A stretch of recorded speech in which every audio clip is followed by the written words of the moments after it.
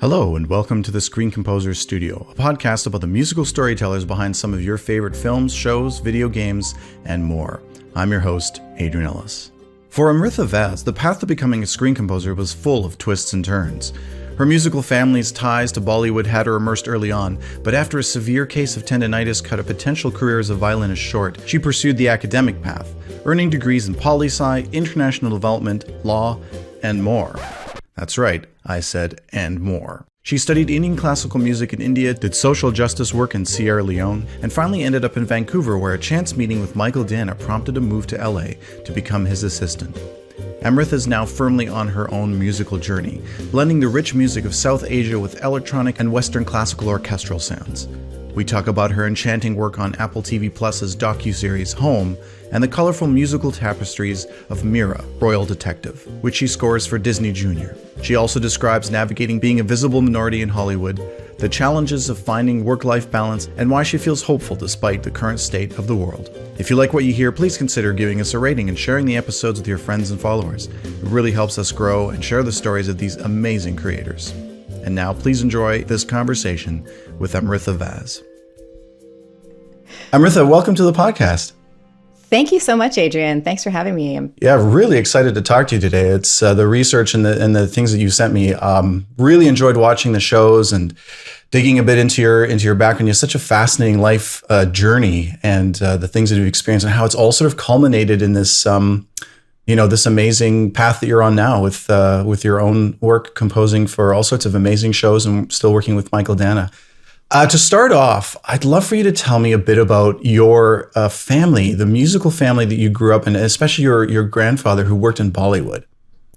Yeah, so, it's funny when you grow up, you really take for granted, the things that make your life, quote unquote, normal.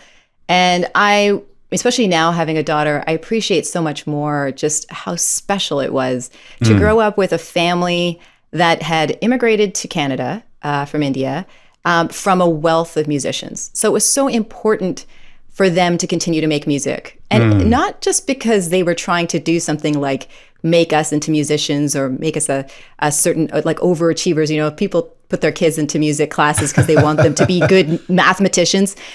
They did it because they loved music. And so they would have all these family get-togethers and sing-alongs. And then I would go back to India and I would, for me as a kid, it was so natural that all our family get-togethers involved some musical instruments and some rowdy parties and everyone starting off with these traditional go-in songs, and then they would eventually become this ruckus, fun night of musical fun. And, it was always just a fun thing for me. And then as I grew up, I started to realize that these are all serious musicians. Right. My grandfather, in the 40s, from 1940 to 1960, he worked in the jazz era in Bollywood. And he worked with Chick Corea and Duke Ellington, when they came to Dave Brubeck, when they came to India, he played with all of them. But they were like amazing. Famous jazz musicians in India, Chick Chocolate. And my grandfather was part of this band that he played in. And so he played these shows at these jazz clubs, which they actually wouldn't have been able to attend because they were, Indian. But they played at these jazz clubs for the British, and because they were one of a handful of like Western musicians that could play like this. Indian musicians who could play for this group. And what would happen is Bollywood started to develop its own sound, and they wanted to, harness Indian musicians. So these directors and producers would go to the clubs. And, they approached my grandfather and said, "So Francis, you play here at night, but what about coming to the studios during the day and making some music with us?" So my grandfather would, lug this kit, right, across bridges and take forever to take his kit home and then, slug it all back to the studios during the day. And he worked with some of the best music directors in Bollywood history. There was C. Ramchandra, R.D. Burman. If you're a Bollywood fan, these are like huge names. And, right. The legacy that when we think of musical, huge, famous composers and music directors, that's the cream of the crop in India. Wow. And I just didn't appreciate any of that because no one really spoke about it. Right. But yeah, it's a great amazing legacy to come from. And it was only sort of when I was 15, I wrote a letter to my grandfather saying, I want to be a musician just like you. Wow. And my grandfather didn't have much, but when Yeah. he did pass away a couple of years later, that was one of the things he had in his, little box of things that he kept. And it meant so much to me. Wow. So yeah, I started, I had that great sort of legacy that I didn't really appreciate until, again, really much later in life. Is there a difference between, the kind of music that is played at home versus the kind of music that is performed and sort of makes it onto records for the public in India? I mean, one experience I had that was so fascinating. Good friends of ours, mixed race couple. She's Polish and he's Indian, and we attended their wedding. They had actually two weddings. They had a Polish, like a traditional Polish wedding, and then they had an Indian wedding. And the one thing that struck me was when the hit songs came on and the DJ played the hit songs during it, everyone got up. Like there was no age division. It wasn't like, oh, this is the latest thing from like Little Nas or something, and the old folk are like, yeah, I don't understand this hip hop music. It was like everyone loved the same stuff, and they all got up. Mm-hmm. So is there a difference between those two? Like, is there a separation? Well, first of all, let me just speak to the fact that what makes me so proud is like South Asians love to dance. Yes. And my grandmother, who had a heart condition, every wedding or any event that we went to, I'd say Oma, and by the way, there's a long story as to why I call her Oma. Being German, you would have picked up on that immediately. But, and I, Oma, is this good for you? And she said, if I'm going to die, it'll be on the dance floor. And it sounded like such an amazing, badass thing to say. She had no idea how awesome and legendary that was. Right. But they love music. They just love life. And and I think that I hate to stereotype, but I have yet to find whether or not you're Punjabi. I wasn't brought up Punjabi, but I love Bhangra. I mean, there's just something about a dole and a cutting through everything tumbi that just hits you and you're on the dance floor. 100%. I think, that's interesting about the private and public and what we play in those places. The music that we played, my family played, amongst themselves growing up in Canada. They played lots of songs that were familiar to them. They played, Harry Belafonte, like sort of legends, but he was not Indian. They love popular music. And I think being Goan, there's that Western sensibility because they, with the Portuguese having colonized Goa, they were the few musicians who knew how to read Western music. And so being very Western in nature, they're very open to popular music from all over the world. So I was brought up with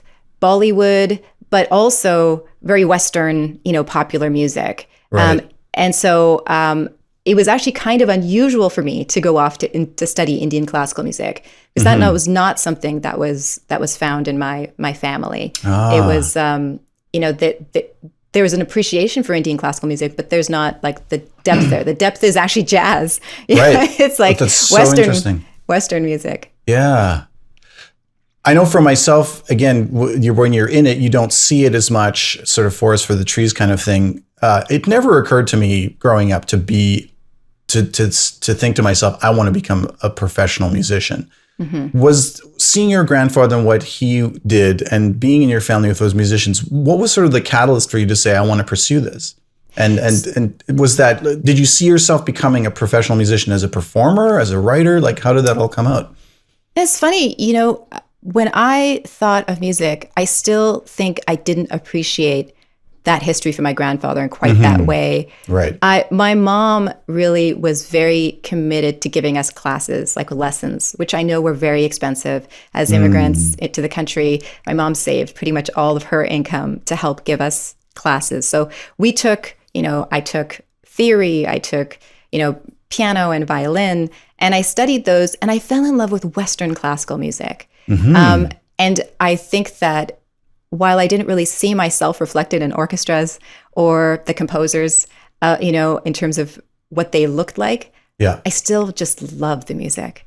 And I think that nerdy, deep sense of reverence for like Bartók and Bach and, just loving the music so much drove me to like do music cameras and all these like cute little, Kiwanis festivals and various different things. And I fell in love with music through that. And I'm not as sure why. Like it's kind of strange because all my other friends were doing way cooler things, and yet I was going to orchestra rehearsals. Right? It's super nerdy. Right.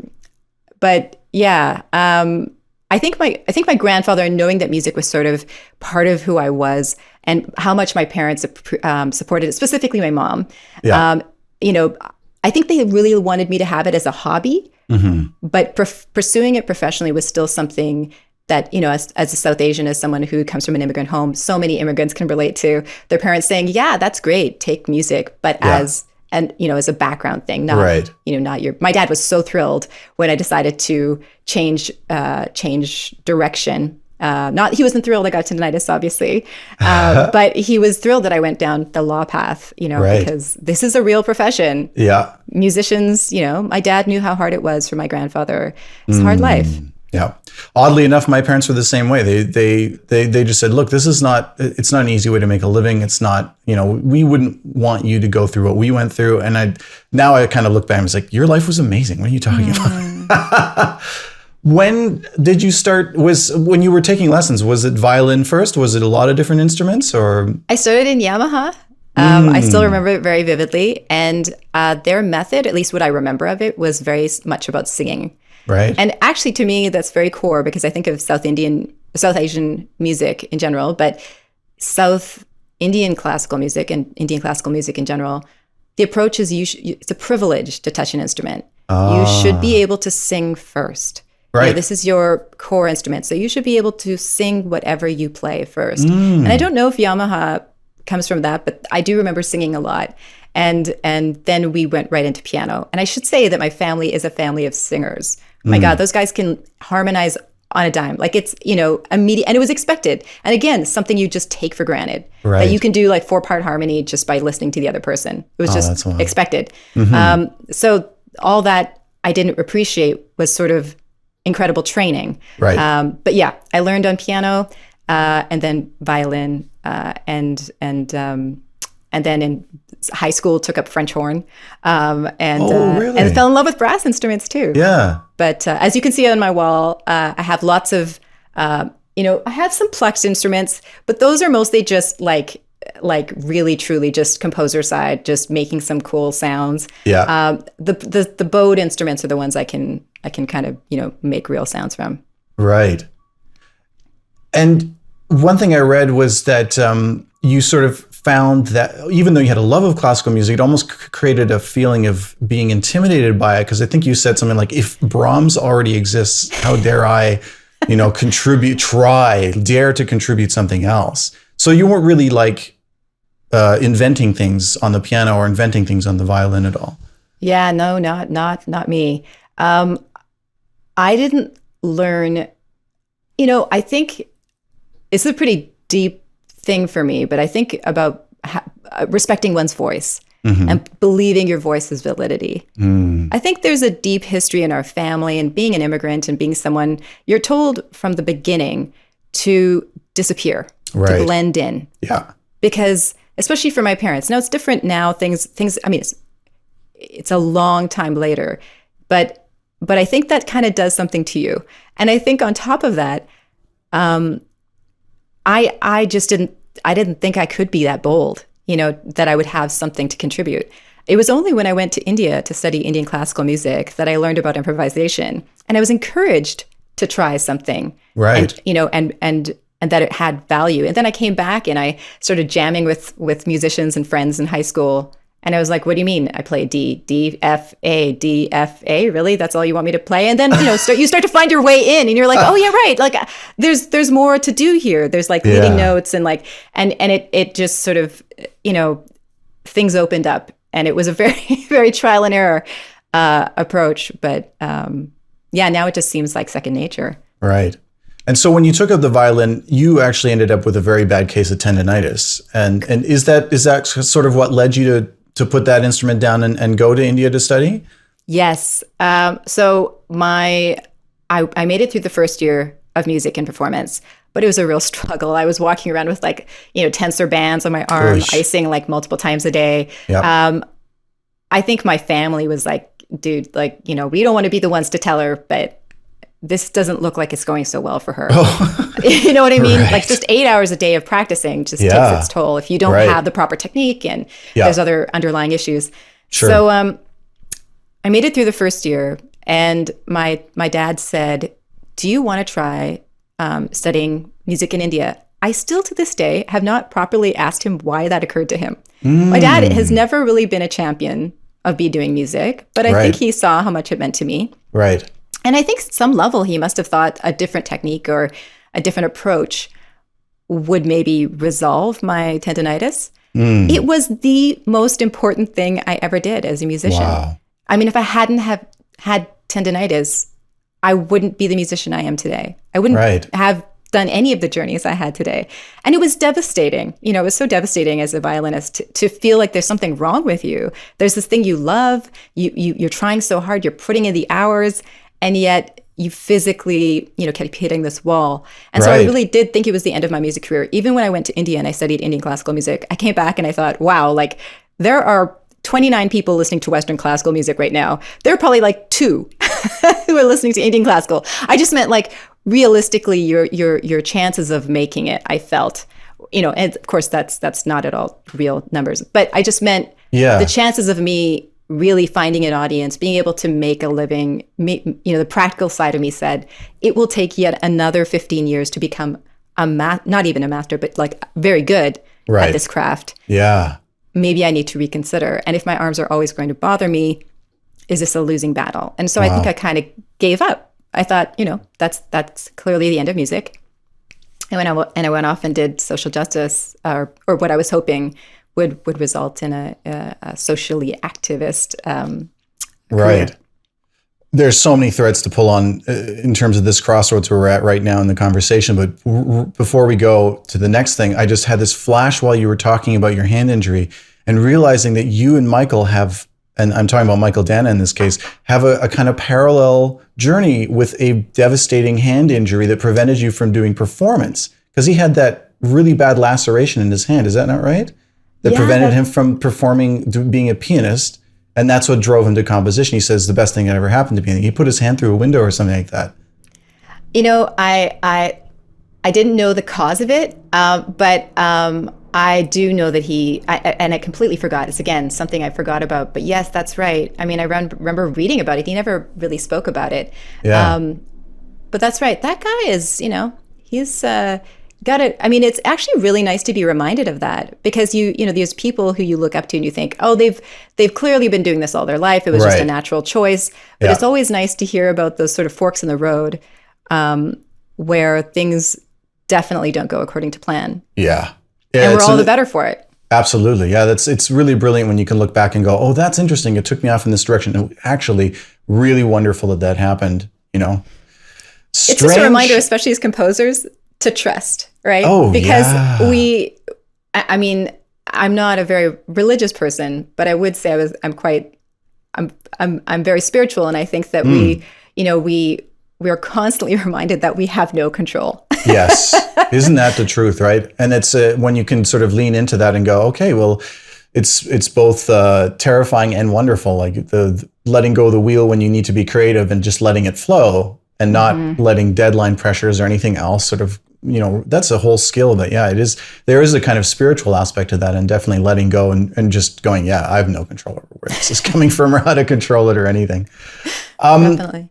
At this point, I am probably going to stumble in terms of the narrative and what comes back, because you are just probably one of the most studied person that I've ever had the chance to talk to. And it's absolutely amazing the different things that you've put yourself to task for in terms of your education and where it's led you. I mean, to just go, it was violin, Indian studies, back to law, that's like missing a huge chunk of different things you studied in different paths. Can you talk a little bit about the education that the educational path that you took and what that meant to you? Sure. So after the bachelor's in music, I thought maybe I might be wanting to follow a path in social justice. I knew, very idealistic. I really wanted to make a difference in the world. And I felt like the ways which I could do that within a liberal arts approach might be law, might be education. I wasn't really entirely sure. So I was fascinated by political systems, and I went into political science. And I found a perfect fit there. The professors, the subject matter. For so many years, I'd been going back and forth to India because my parents would save up. We didn't have a dining table, but we had tickets for the entire family to go to India. And that was a very big expense back then. You had to take gifts for the families. It was just a very big expense. But I would go there, and as a child who grew up in Canada with lots of space, I grew up in Edmonton, and a certain amount of we were a middle-class family, and by the time I came around, and anything compared to, that would make you extremely privileged compared to so many people that I saw on a regular basis. And I think there was a point at which, as a little child, I said, like, why is there this difference? I started to see things. I didn't ask as many questions as maybe, directly, because it wasn't really something that was maybe as acceptable. But I saw the inequity, and I saw I also saw the resilience. There was incredible social capital that we don't, necessarily value. But I did know that I wanted to be part of some kind of change making, and some way to level the playing field, some way to enable people to help in whatever way I could. And I felt like poli-sci, law, these were natural extensions of that. So yeah, I went off and did poli-sci. I super nerdy. I loved it. I studied fundamentalist movements. I went to Guelph, and I studied an international development studies degree. I think there was a part of me that kept, just falling in love with academia.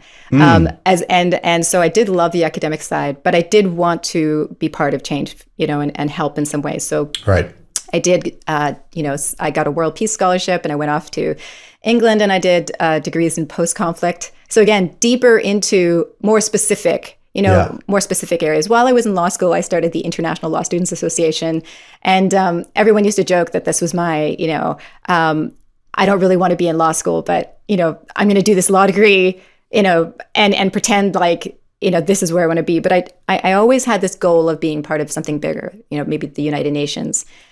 And then, you go off and you do all these things. I went to Sierra Leone, I went to South Africa, and then life throws you a curveball, and things change. So in my case, that's exactly what happened. Yeah, that's exactly right. And I think that, in some regards, composing, I'm one of those annoying people to some degree that composing fell in might look like. There's a lot of people who say, it just fell in their laps. And it kind of did, in that someone pushed me. I feel like I kept getting pushed because I wouldn't have taken maybe the initiative on my own. But it kind of all happened exactly as it was supposed to, because I had not really appreciated, just like I kind of maybe didn't value how incredible my ear training was from growing up with all that singing and harmony, to obviously the actual musical theory that I took. And all these other sounds, I fell in love with, like South African Kwaito. I loved it. Just the harmonies, again, vocal harmonies, just really fascinating rhythms. In Sierra Leone, West African drumming. There was all these things I was exposed to and I didn't really process, but they all influenced and informed my taste and my musical development. Right. And I see that now in terms of maybe what I'm excited about.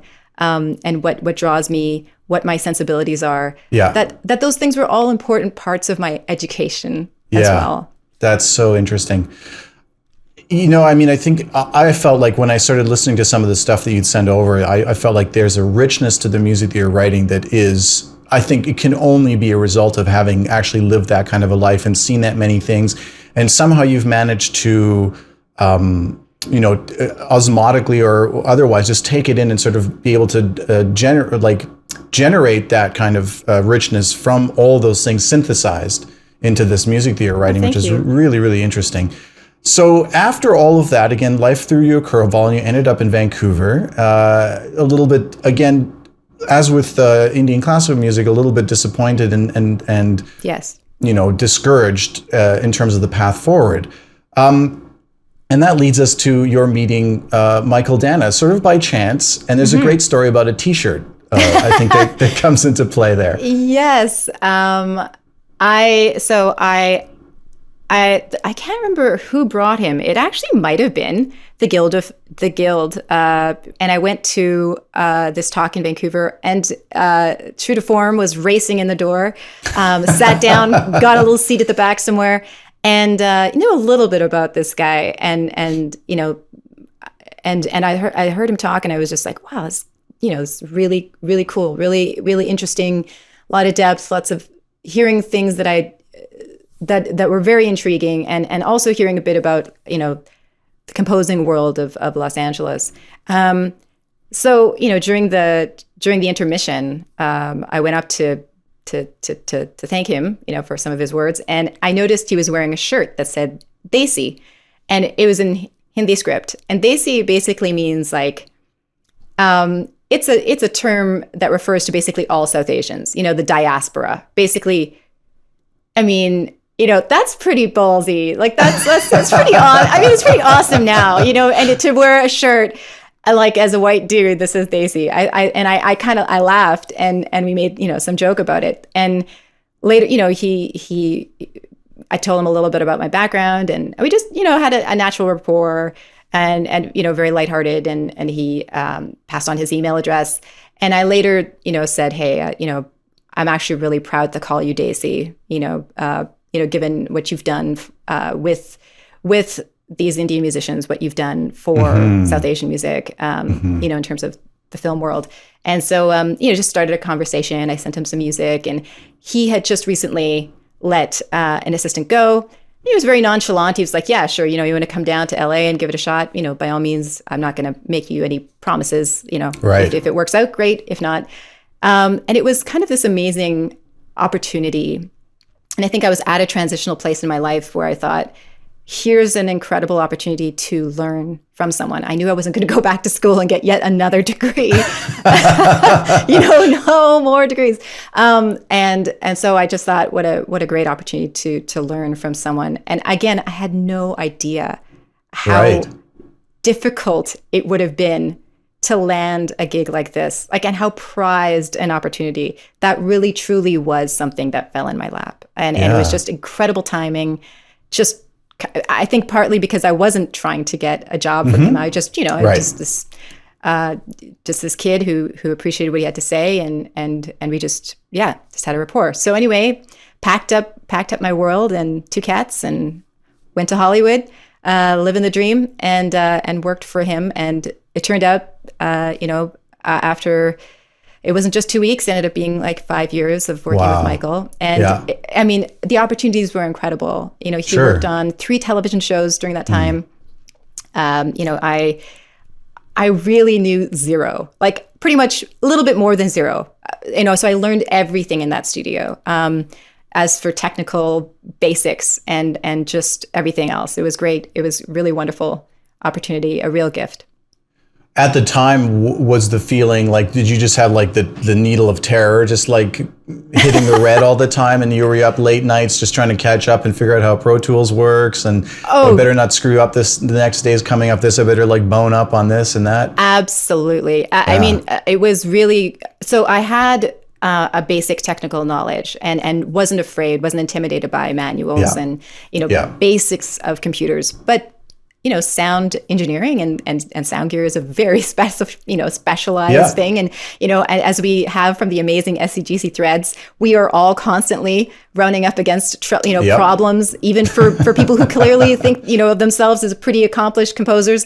There's all these weird bugs that happen that you can't even explain. And as having worked in tech support and having people call me all the time, at least I knew the basics of where to start, how to solve problems. And that served me so well. Again, a random thing that I did, in university, that I, made some money being a tech support at, the University of Alberta, came into play hugely for me, because I was the one who needed to solve why Logic wasn't working. All right, I'm leaving for dinner. See you later in the morning. And I'm like, oh my God, there's a recording session tomorrow. I better know, it was great training, because I was thrown in, and I just, that's the way you learn. It's not like anyone's holding your hand. You got to solve a problem. That's so interesting. And I guess it must make your work now, or must really serve you in terms of your own journey now, because I imagine that what you got to do was deal with all the crap and probably very little of the fun stuff in the beginning. So you were just like, doing the grunt work. And now you get to...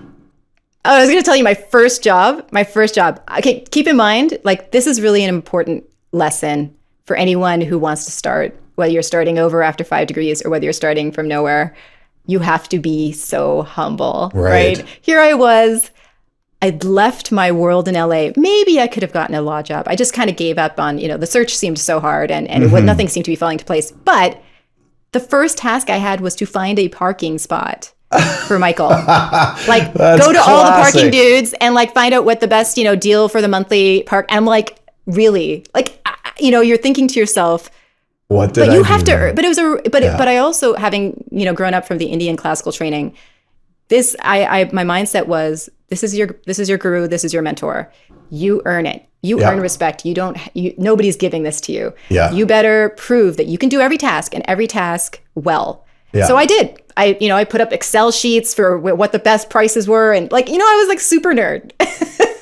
Took every task super seriously. But I will say I was lucky because early on in my time, Mychael, there was an opportunity that came to the studio, and it was a Sundance, film. It ended up being and it happened pretty soon, within the first couple of years of my my time there. Wow, having to find a parking spot, that's so Los Angeles. That's really hilarious. What were some of the big things you learned while working with Mychael in terms of where you're at now?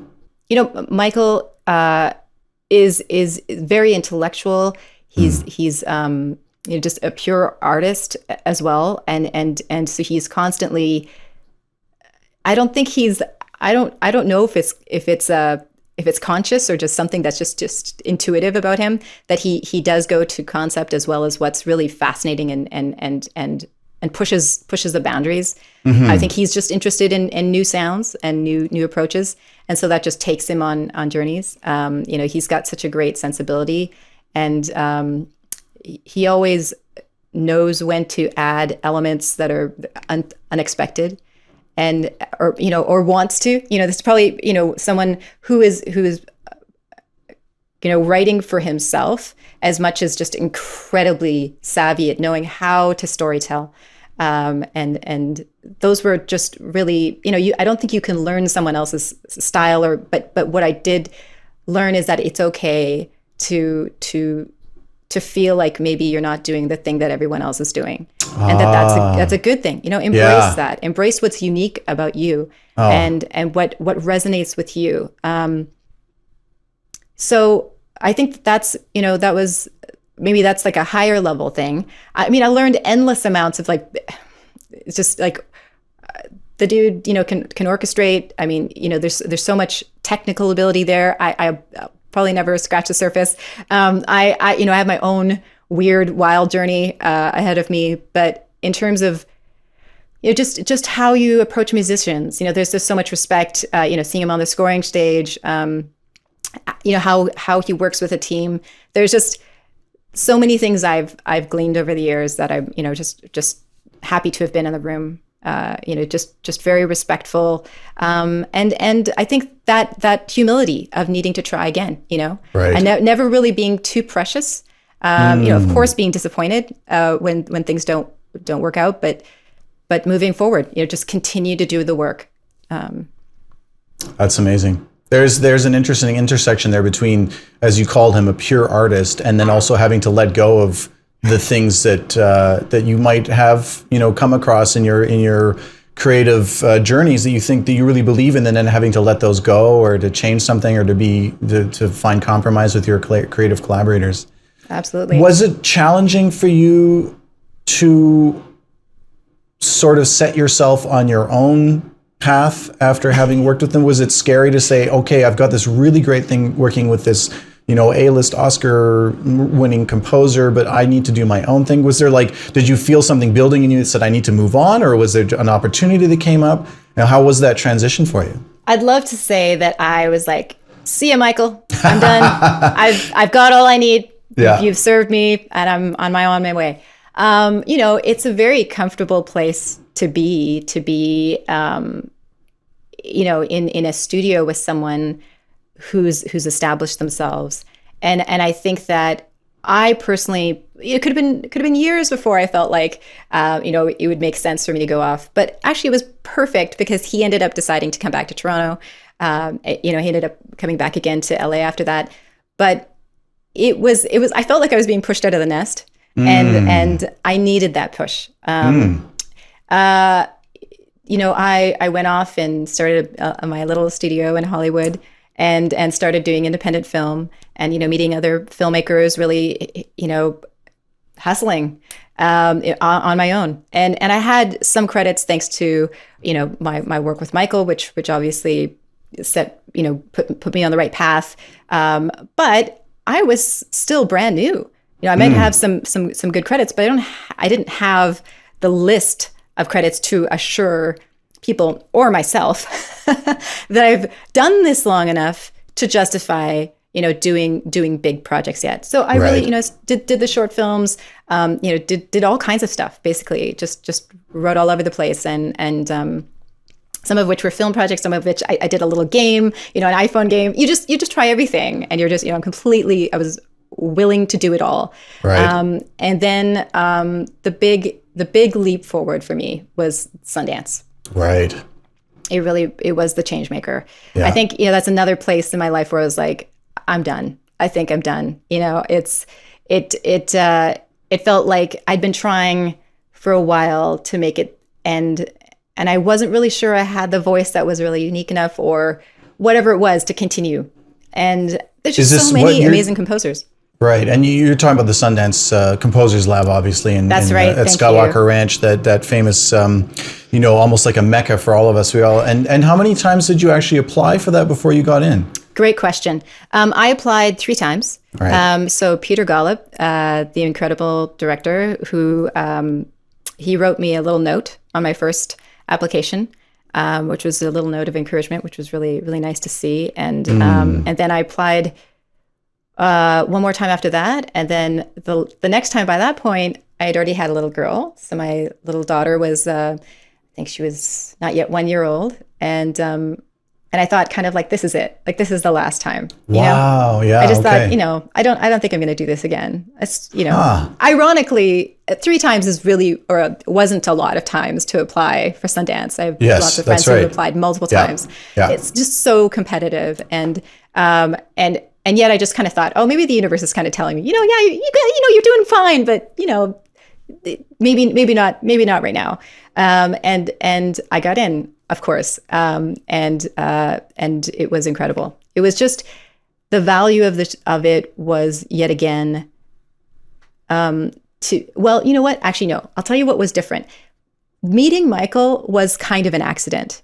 Yeah. And I sent him some music and we worked together. And look, Mychael's not just going to work with anyone. So of course it's a huge honor to have been, able to co-write with him. A huge honor. I was also around, right? So, I mean, so there's part of me that's like, well, but you were in the studio. So like, of course he was going to work with you.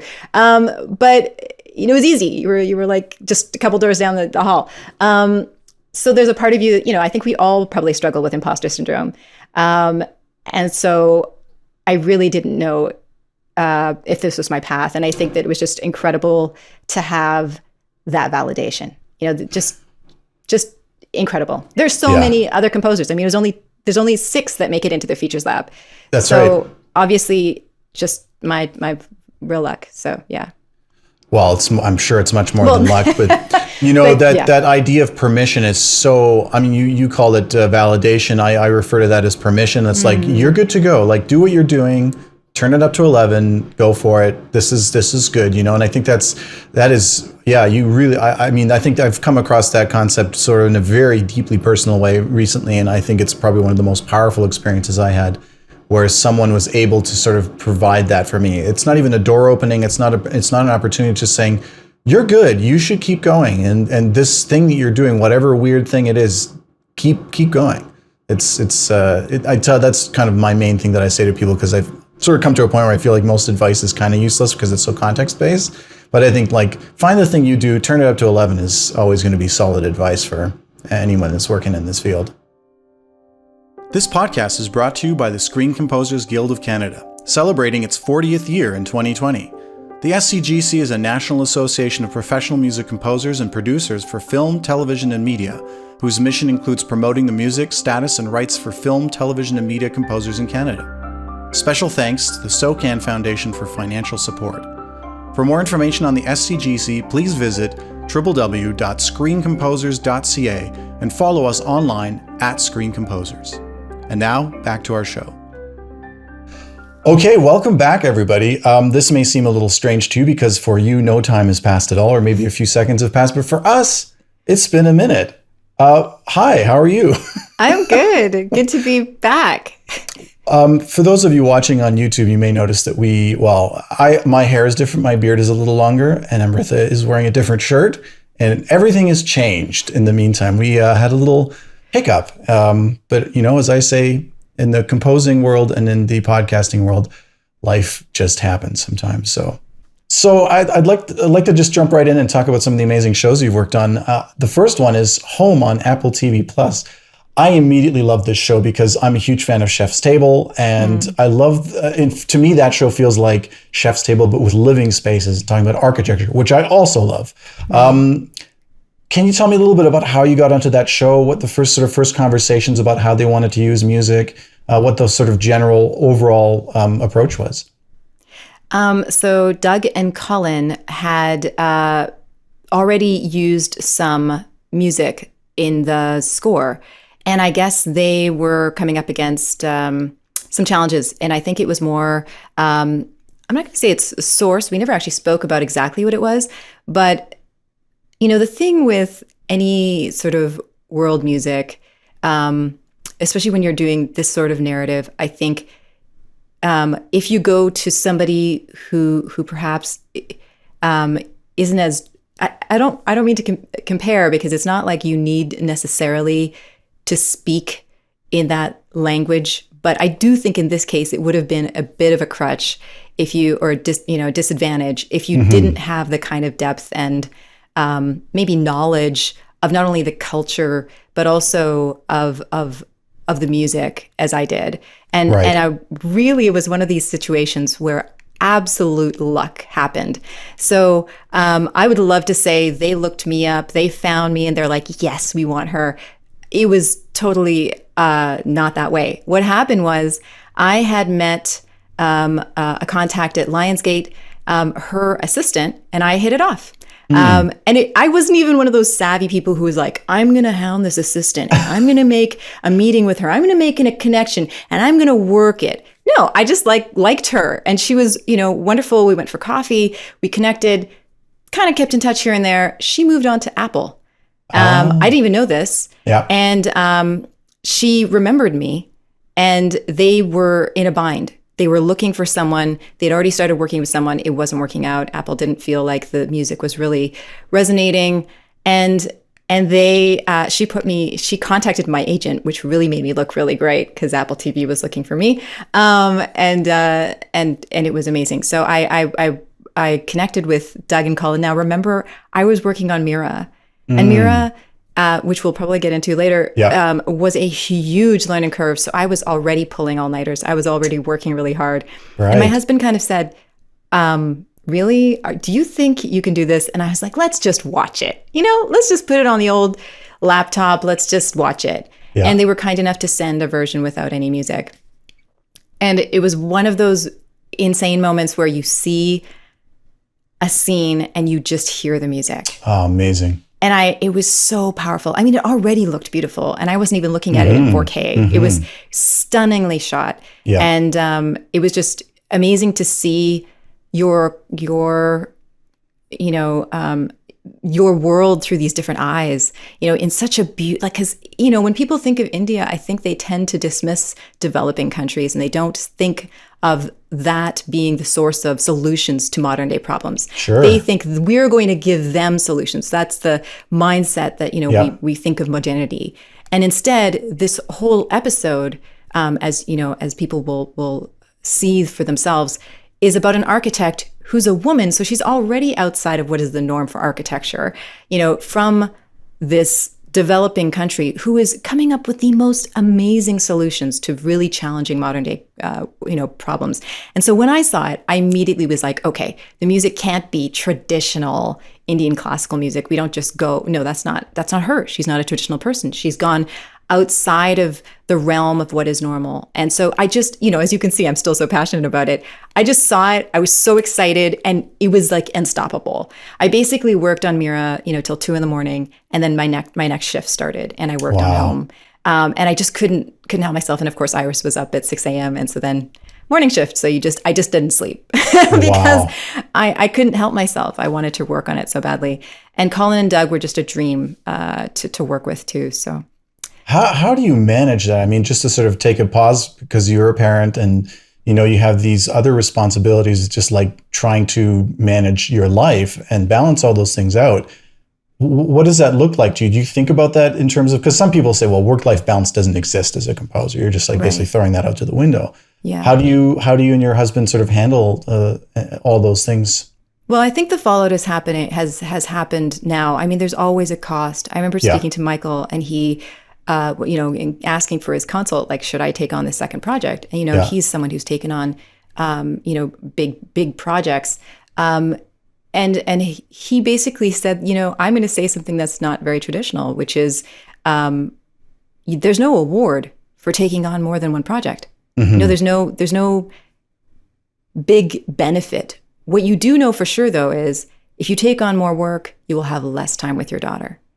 And that really hit home. That's somebody talking as a parent. That's a very serious reality.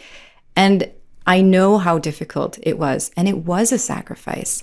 And my husband really did have to bear the brunt of it. And he is a full-time working, writer. At that time, I think he was working on Dead to Me. There was lots of projects going on in the house. So we had to rely on support from nannies, from sitters, which was a very, strange decision to make. But I also hoped that when she grows up and, is a woman following her own passion, she'll look back and look at her mom who loved her. There's no lack of love, but also pursued her own path and tried to find a balance, amongst this creative, challenging work, and also taking care of her. So it was a sacrifice, and it is hard. I think as a parent, you, especially as a mom, there's no getting around the fact that I call my mom when I'm sad. I don't call my dad. I love my dad, but I don't, I think my mom, there is a place for mothers that is different than fathers. And as a progressive, hardworking woman, I don't want to hear that, because I want to hear that my husband will carry all the weight just like me, Sure. be equal opportunity in the house. And it, theoretically that might be, but no matter if you choose to have a child as a woman, the expectations are on you so much more than a man, at least for a certain amount of time. Right. And so I think it was really hard for my little girl. I'm still, trying to make up for that. And I will never really do that with my lack of sleep. So work-life balance wise, I don't think I'm ever going to get those years back, or it feels like years, months back, days back. But I do feel very proud of the work, and maybe I look back now, I don't think I'd ever do that again. It was just kind of this strange compulsion. And in terms of what you choose to work on when you're presented with a new opportunity, is that something that's in the back of your mind? Like, this will take something away from someplace else in my life? Absolutely.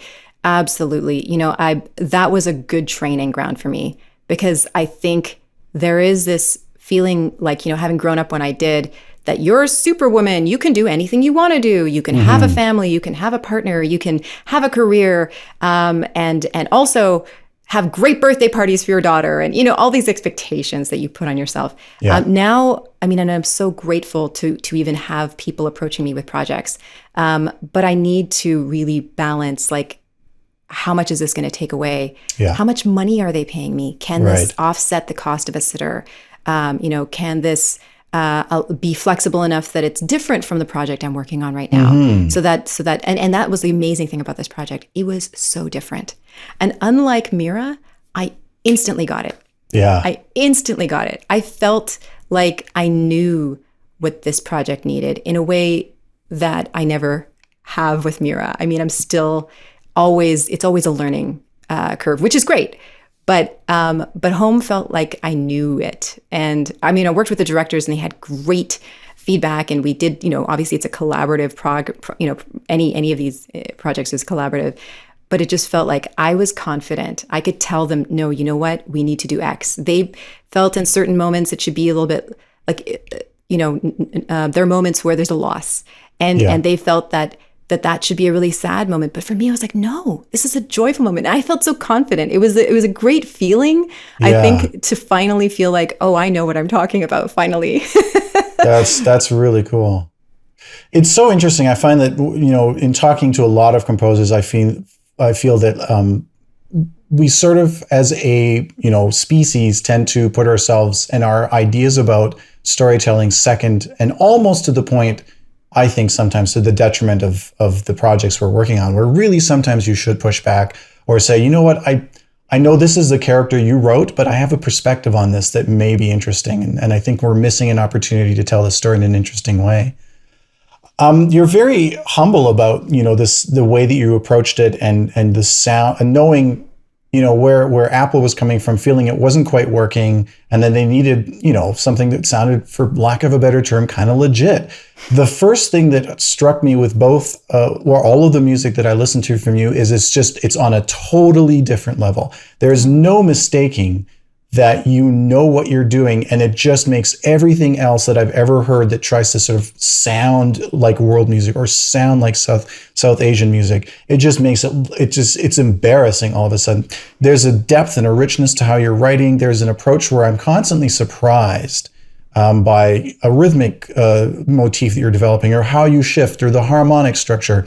And again, in home, you're playing with ideas and sounds of South Asian music, but you're also mixing it with like very modern sounding organic textures or electronic stuff, and just creating this incredible blend of it. When you're working on the show, on this show in particular, are you composing to picture? Are you watching and composing alongside, or do you take in the picture and then compose away from it? I do compose to picture. And I think I actually recognize now, because so much of what I do, because I didn't get the training in a film composer degree, I have as you know, so many non-music degrees. Yeah. The meter just seems to be inherent. Like I used to start off like just doing the whole BPM thing where you tap the, everyone's got that little tempo thing, but I realize now that I have some sort of internal meter, and I really need picture to write to, and it just really inspires me. It's very intuitive in many ways, but I put the click track on as I write, or if I've got a loop, obviously that's guiding me in its own way. But this one, it was like writing classical music in a way, because it felt like you could go on a journey. There's some moments where there's like 3-minute cues, some of them are very long. And I wanted to make sure that with every moment of inspiration that she is going on this new journey, we felt there was something new happening in the music to match that discovery and that innovation that she was doing. It was very challenging in that way. I wanted to use those organic instruments because that's what she did. Is why, of course, maybe a little too on the nose, but I love Gutham. So I used the clay pot because, of course, clay had to be one of the textures of the instruments that I used. Just had to feel that sound of the resonance of that pot, of your fingers feeling this complex instrument, which is very traditional, but so complex and so, technical.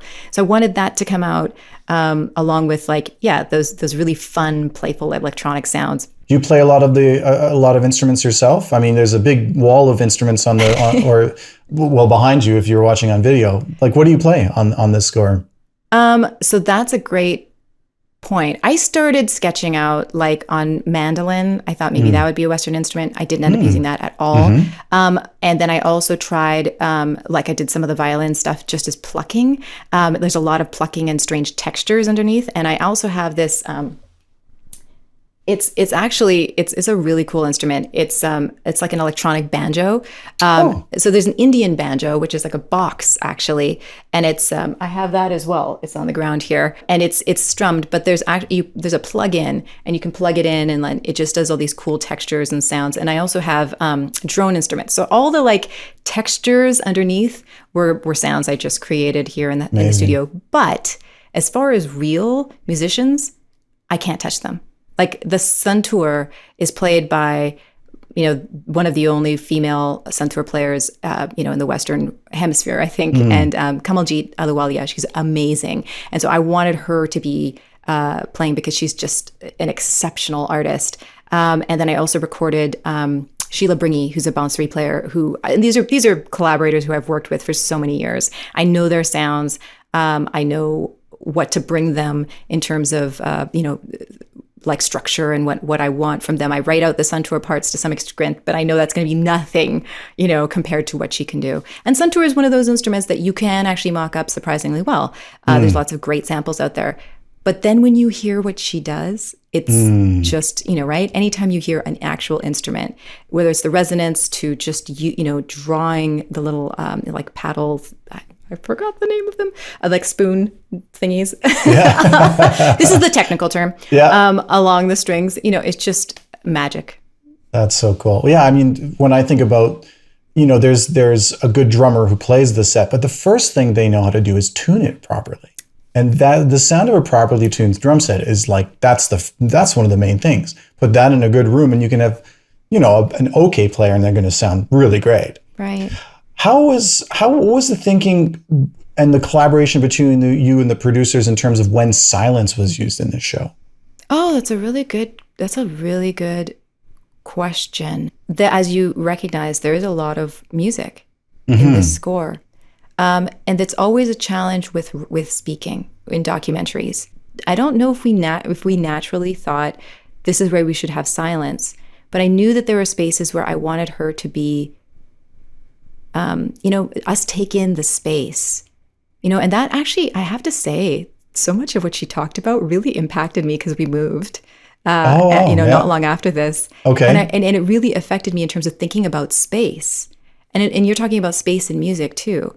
But it's an incredibly mindful thing, whether it's architecture or music. And I really think that's excellent. You picked up on that. Now, I don't think it was something we mindfully thought we want space here, but there were so many moments where she was just watering plants or just, being quiet with friends or having a conversation and something playful. You got to take in that moment, that breath.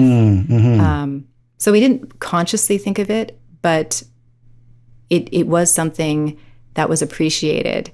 Mind you, there isn't a lot of space. No, there isn't. And that sort of made me think about it because it always felt very intentional. And it's sort of, for me, it set up the next moment. Right. And I'm very curious about that because I feel like, editors have their own style. They'll put music in places and use certain tracks that and I sort of tilt my head and go, I wonder why you chose that. And, it's interesting. So I guess you were the one who was driving that in terms of when you decided when you wanted to have silence. Because a lot of documentary, this could just be wall to wall. And I think you sort of lose a lot of the impact of what music can do when it is ever present. True. It probably could have, now look back, I wonder if it could do it with more space. But they were very trusting. Doug and Colin were very, once I kind of earned their trust, they were so supportive and really just deferred to me. Which was such a powerful thing. I think we talked originally, they had these, certain cues they wanted to hit. And then they kept getting longer, to be honest. We had certain boundaries and they're like, maybe this should go longer. And so that was more the conversation. They wanted more music. I think I tend to maybe do less at first. Yeah, no, that's great. Because this show reminds me of Chef's Table, it makes me think of some of the episodes I saw. I love David Chang, and I listen to his podcast all the time, and he talks a lot about culture and heritage and respecting that and how that, as a chef, he has this sort of responsibility for, how that is seen in the public space and what you can do to sort of contribute to that growth. And one of the things that always comes up in the cooking world is this idea of elevating cuisine. So you take a cuisine from a certain area and you say, and now I've put it on a tiny plate and I put a sprig of this on it, and I foamed it. It's now foam, and I've elevated it. Yeah. Do you find, is there a sort of corollary to that in music?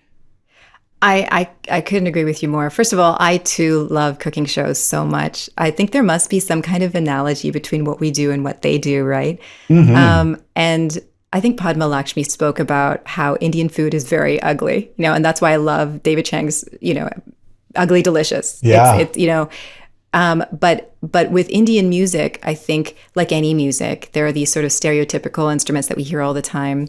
And I think I wanted to keep the palette really narrow because I wanted to just focus like she, focused on sort of a very specific kind of medium for her, things. And I think in that way, perhaps, yes, I too like that idea of elevation. But yes, it sounds very, you can't help but sound a bit arrogant because they don't need your help. Like, obviously, these instruments are already elevated. These musicians are working on a level that's super complex. But perhaps what it is to elevate it in the minds of the Western world. Because right.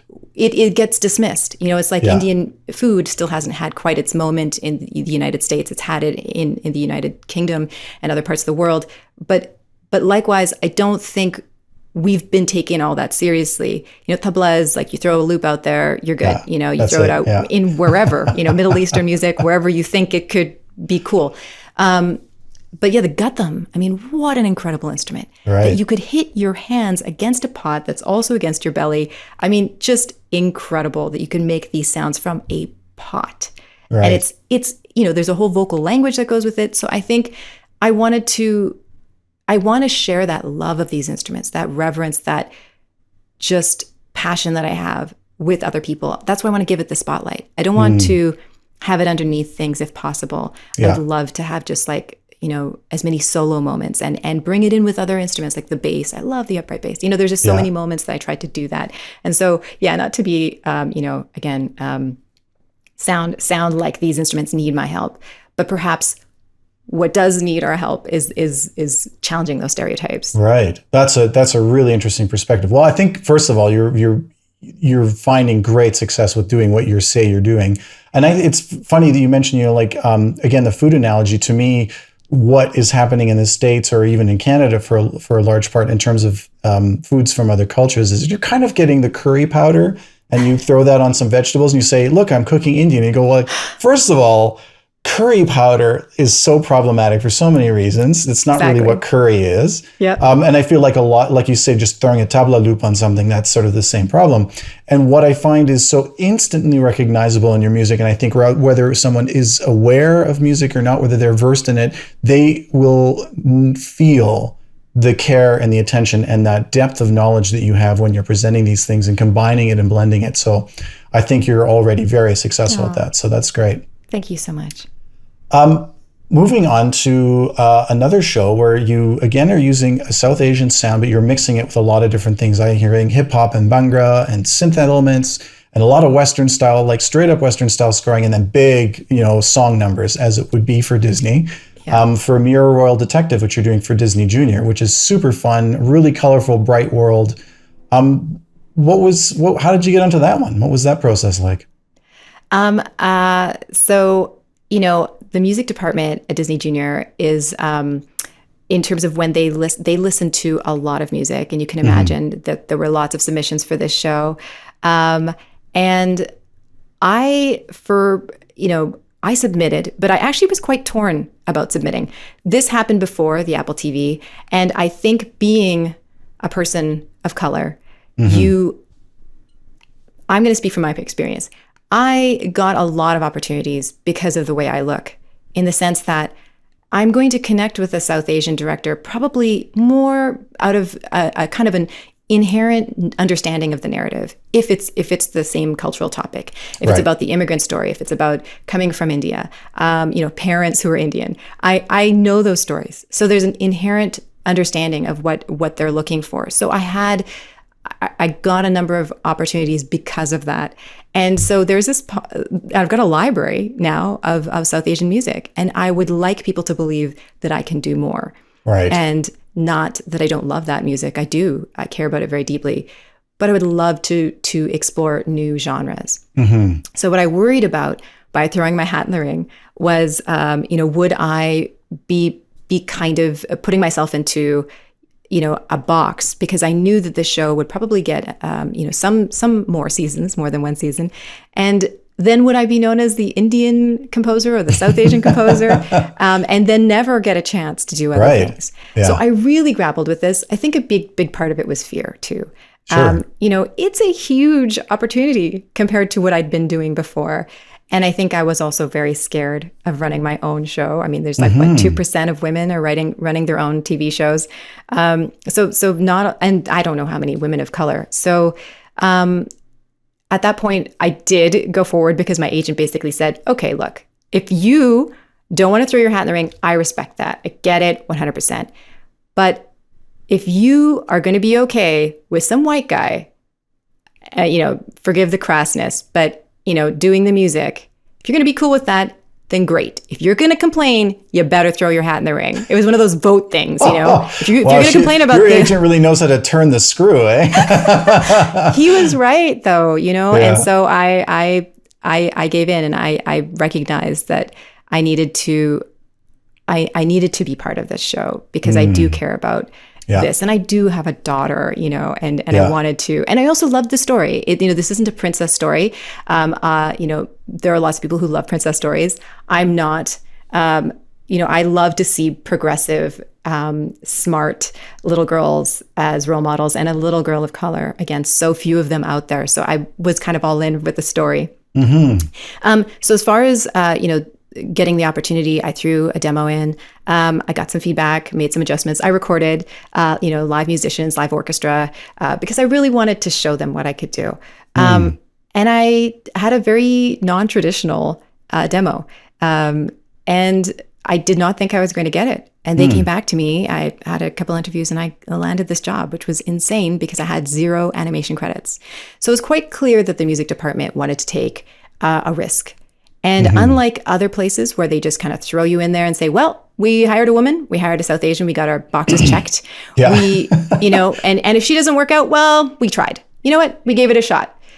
They actually gave me extra time to get up to speed. They, provided me with quick times of other, composers and how they approach certain moments. They, they helped me with mentors. Like I got Tony Morales, who's an amazing composer who works for Elena of Avalor, who writes the music for Elena. He was a go-to. Layla Manui, who does the music for Vampirina. I hounded both of these people and just really asked them lots of questions, and they were so generous with their time. And I also learned how to set up a team. Because so many minutes, speaking of minutes of music, like that doc is nothing compared to Mira, it feels like. Yeah. And so getting set up to do all those things were sort of the things that I needed to learn about. Wow, that's amazing. What is it like working with Disney? I mean, Disney is, top of the top in terms of, the big studios and sort of mythical status. Is there a Bible or some sort of way of approaching, or sort of like, you have to meet the mouse and have a conversation about how music is used in shows and what the do's and do nots are of that world? Or is it much like working on anything else where the collaborative team comes together and you have conversations? That's the funny thing is I was so clueless. I can't tell you how clueless. If you feel like you don't have what it takes to work with Disney, don't worry about it, because I am in the same boat. Whoever's listening and feels like, oh, I don't know anything about Disney, or I don't know about these studios, how could I ever work for them? Don't worry about it, because if I could figure it out, you can do it too. And really, all that it took was, so Jay Stutler at Disney TVA, really guided me. I worked with a showrunner. The showrunner had a very strong, idea of how to approach it. So yeah, that part was very collaborative. And it was once we got off of episode 1 and we started meeting the execs and they came into the room and we started doing previews, that's when I realized, okay, this music is very different from maybe what expectations were. And it's I think also they didn't know what to expect. It was such a unique and new, ground. And I think what was wonderful about that is that they were in some ways open to something else. It is not the traditional Disney sound for most of it. Yeah. And, that's because I don't write that way. So I kind of felt, at first I kept thinking to myself, I kept second guessing myself, why did you choose me? I don't write in a wide, number of instruments with like traditional woodwinds and like the kind of pairing that you would do. I just don't think that way. I respect it, but I don't think that way. And I think more chamber music. That's what I love. And so I just kept trusting that if they chose me, they must be trusting me to write in my voice. Yeah. Because if they don't want me, there's so many amazing composers out there who can write like that on a dime, Yeah. So it was a big learning curve for me in terms of knowing how to write to animation. So that was one. Then knowing how to write to Disney animation, because there are certain things that I started to learn that they did. But overall, this is a kind of a non-traditional, sound.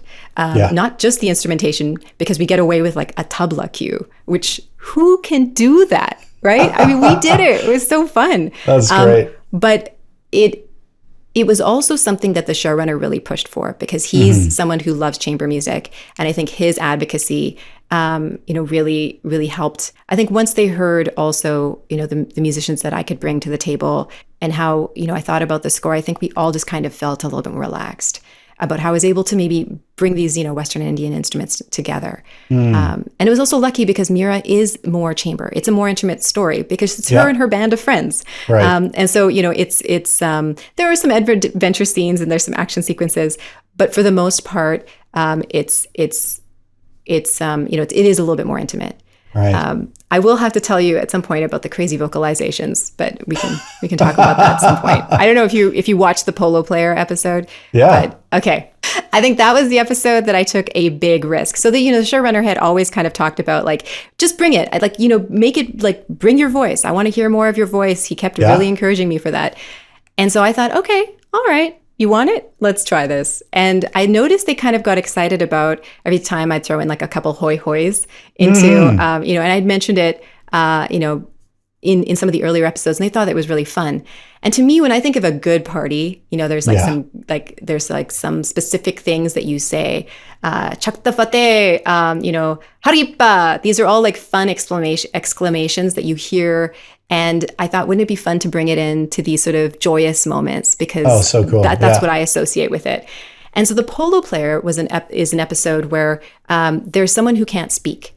And because he's not using words. And I thought, wow, what an opportunity to finally work in the vocalizations, which I've loved, like tabla, mridangam, all these dance. They all use a vocal language, called bowls, and they're very specific. It's very complicated. They tell you which beat you're on, what kind of sound it's going to be. It's you could use tabla language to translate any kind of rhythmic patterns of any instrument. It's really powerful and fascinating and deep.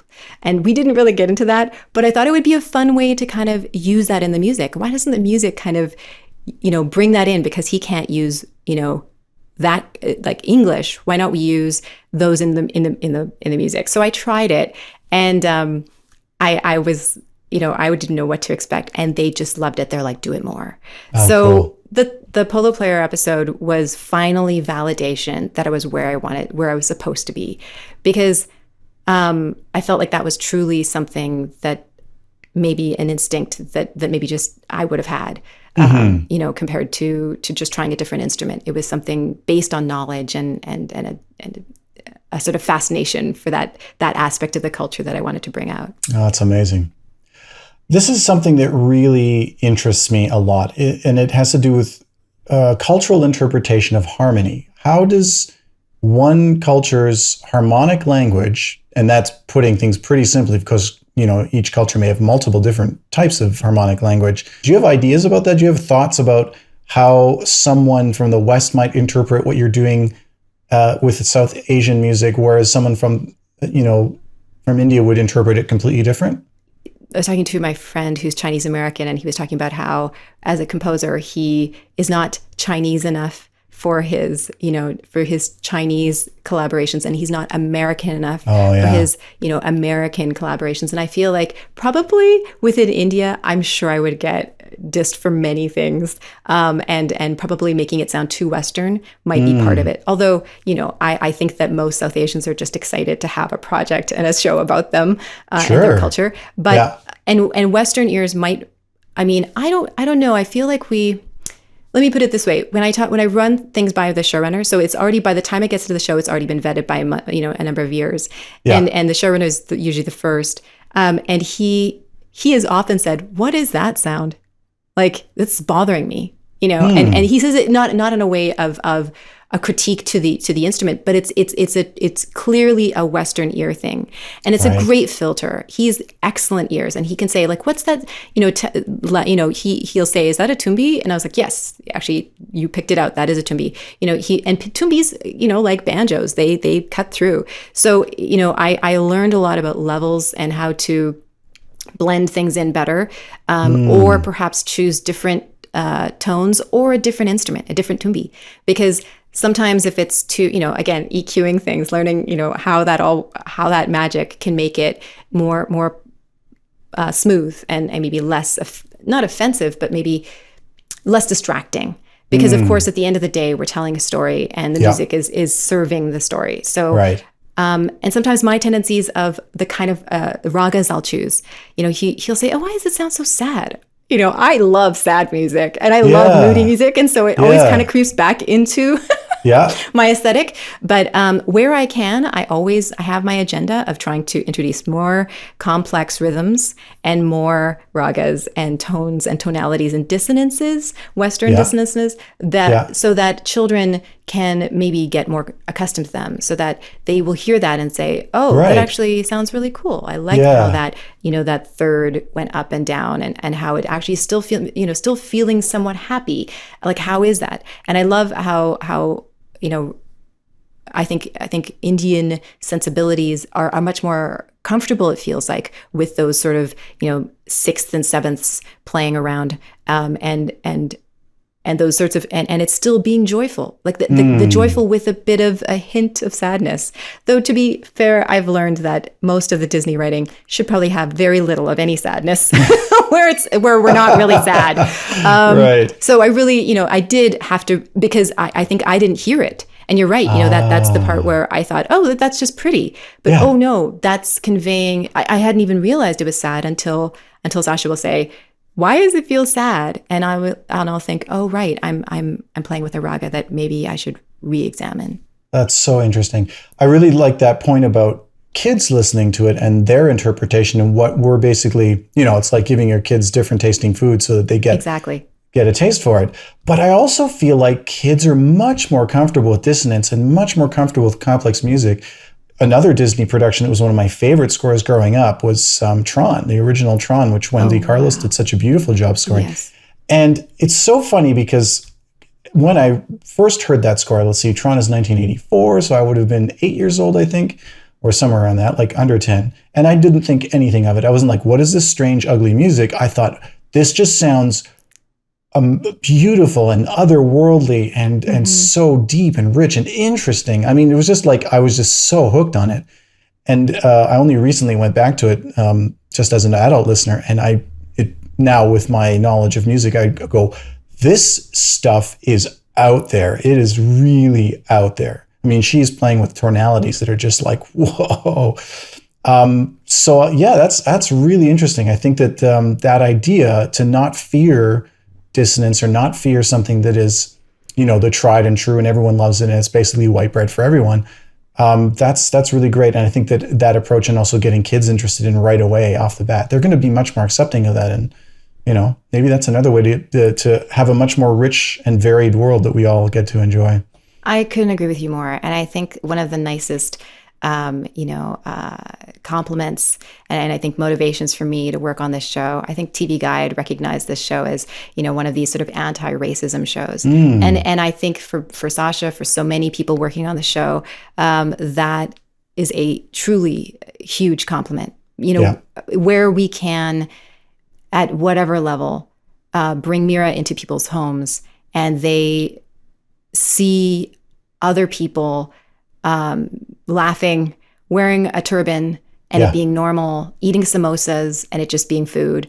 Talking about tablas and sitars and having meddling aunties, and just falling in love with a culture that is different from your own, but just endearing. And if you can contribute at all to peace and understanding and tolerance and love, that's the goal. And I think that hats off to Disney and Disney Junior for embracing that, for going, I didn't have to twist their arms. They already were wanting authenticity, and they were open to my nutty ideas, and making this a unique sound. And so, that's really something they chose to do. And it was really just a great opportunity to be part of it. Do you have a sense of how audiences have reacted so far?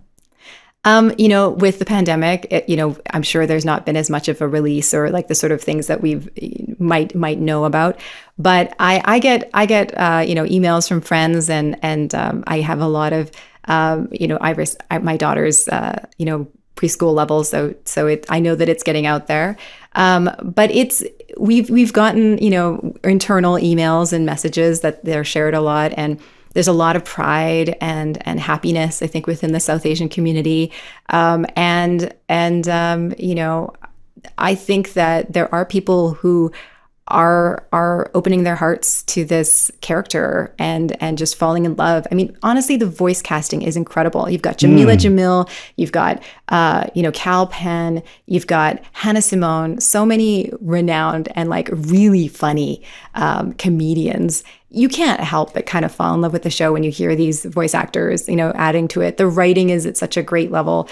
But yeah, the feedback so far has been nothing but positive. And I think seeing the dedication on the animation side, they are just outstanding in what they bring. The complexity of tapestries. It seems like everyone at every level is just putting their heart and soul into this show because they care so much about it.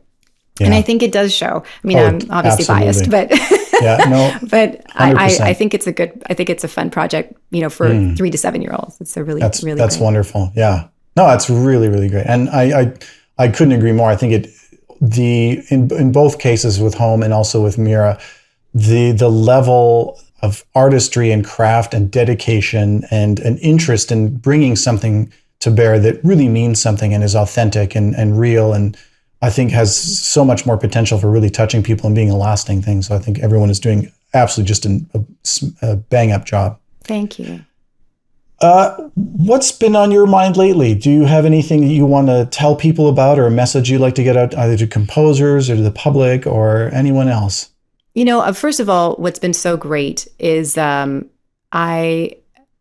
a tough time for everyone. I think, with the pandemic, with issues of racial justice or racial injustice, living in the United States as a Canadian, I'm an outsider, but I'm also an insider because my husband's American, my daughter's American.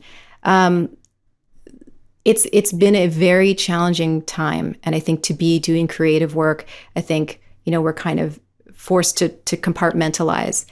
But one of the upsides that has happened has been the willingness, the openness to talk about these things. And I think that is refreshing and important.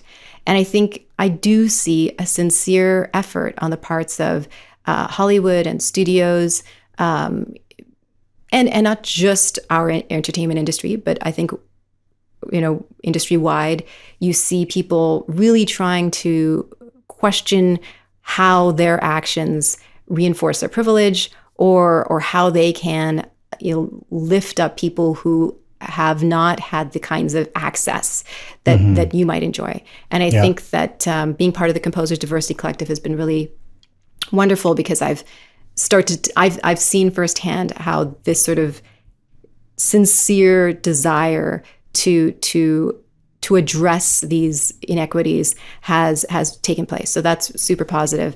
In terms of messages, I think I just want to remind those of us who are quote unquote outsiders, those of us who question their abilities on a regular basis, that you can do this, and you should do this, because your voice is precious and important, and needed. There's great stories out there that deserve, your insight and your value that you have, because I'm recognizing that if a quirky, kind of crazy, person like myself can be part of this, it shows you that you don't have to be part of the establishment.